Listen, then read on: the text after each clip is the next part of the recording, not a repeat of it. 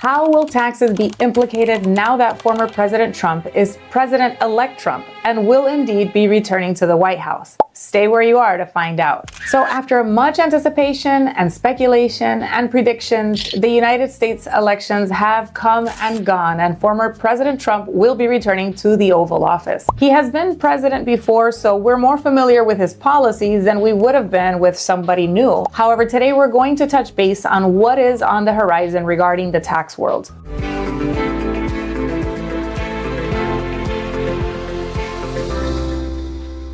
In his first term, the Tax Cuts and Jobs Act was passed in 2017 and they went into effect in 2018 tax year. The changes brought forth in that act were due to expire in 25 and 26 had Kamala Harris won the election. Now we know that with President-elect Trump coming back, he is proposing extending the Tax Cuts and Jobs Act as well as adding a few more new things. The rumor is that his proposals only benefit the uber rich, but the changes that he's proposing affect almost everybody in all income ranges. Let's start with the tax rates. The United States tax system, we all know, is based on a graduated tax rate scale. This means that there is a tax rate assigned to a window or a range of income. So, for example, if in 2025 you are in the 22% tax bracket, you're not going to pay 22% taxes on all of your taxable income, but rather, if you're single, for example, on income up to $11,925, you pay 10%.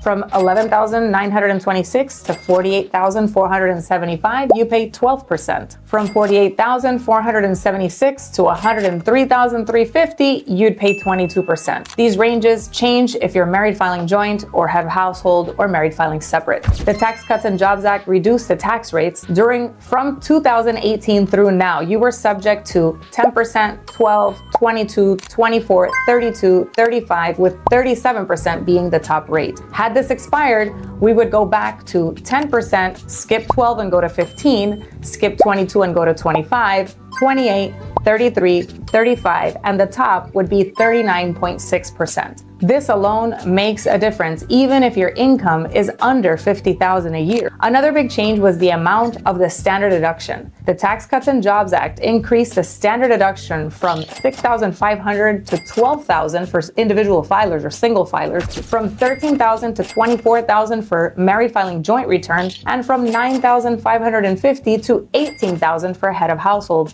between 2017 and 18. These amounts are indexed annually for inflation, and on October 22nd, 2024, the IRS announced the standard deduction rates for 2025 tax year. This is for the tax returns due in 26. The deduction will rise to $15,000 for single filers and those that are married filing separately, and $30,000 for those who are married filing joint, and $22,500 for heads of household. This helped many people because before the Tax Cuts and Jobs Act, your standard deduction was subtracted from your total income to help reduce the amount of taxable income, which is what you pay taxes on. The bigger the discount, the less, of course, you pay. Well, taxpayers that were able to itemize their deductions could potentially use a portion of their medical expenses, their mortgage interest, their property taxes, charitable donations. If the sum of all of these categories were higher than the standard deduction, then they were allowed to use their itemized total. So, for example, if your total came out to $20,000 instead of $13,000, which is the standard deduction, you'd get to write off the additional $7,000. The problem is it's typically really hard to pass a standard deduction amount if you don't have a home, right? So mortgage interest, property taxes are the two expenses that can really help you meet or surpass the standard deduction. So if you didn't own a home, you oftentimes were stuck with the standard deduction. So the renters felt a little bit gypped. But with the standard deduction doubling, it evened out the playing field in a sense for everybody. However, there was one aspect of this modification that a lot of people didn't appreciate, and that was the limit on the SALT deductions, or the state and local tax limitation. This means that if you had property taxes and you lived in a state where property values are high, your property tax limit was $10,000. So even if you ended up paying $18,000 in property taxes, it would limit the amount that you can deduct to $10,000. So one of the new proposals is removing that SALT limitation. Now here's another big one. QBI was set to expire. This is qualified business income deduction.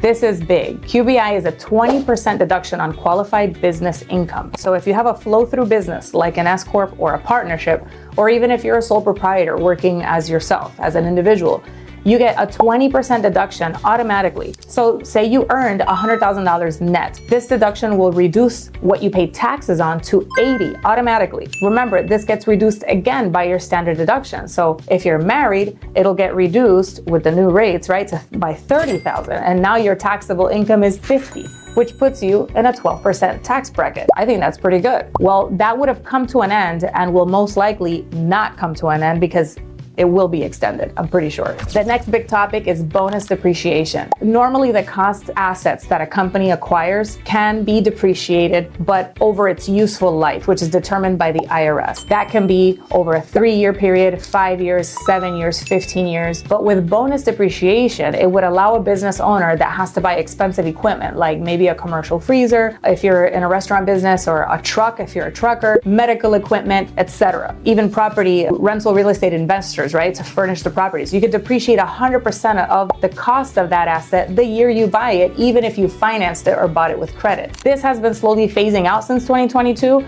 reduced by 20% each year. So in 2023, you were able to take 80% bonus depreciation. In 24, you could take 60, so on and so forth, until it gets to 0 in 2027. But this is also most likely going to remain in place. If you are a C Corp filer on Form 1120, the tax rates were reduced initially before the Tax Cuts and Jobs Act from 28% to 21%. Now the proposal is to reduce it to 20% and potentially down to 15% for businesses that manufacture products in the US. This is a 6% tax cut that would be certainly very helpful. Another is no tax on Social Security income. This is great as well because although Social Security income is generally not taxable, if you do earn money in your retirement, 50% of it becomes taxable if you're single and you make $25,000 that year, and 85% of it is taxable if you're single and make more than $35,000 that year. In my opinion, that's not fair. Many people want to continue working or have to continue working in their retirement. You already pay taxes on Social Security on your income when you earned it, and now you have to pay it again upon receiving it. I'm sure you would agree with me that that doesn't make much sense, and I would love to see this passed. So when does all this take effect? Well, I'd say most likely in 2028 if we follow the pattern of 2017 when the Tax Cuts and Jobs Act was enacted. It went into effect for the 2018 tax year. But stay tuned to be up to date and be able to maximize your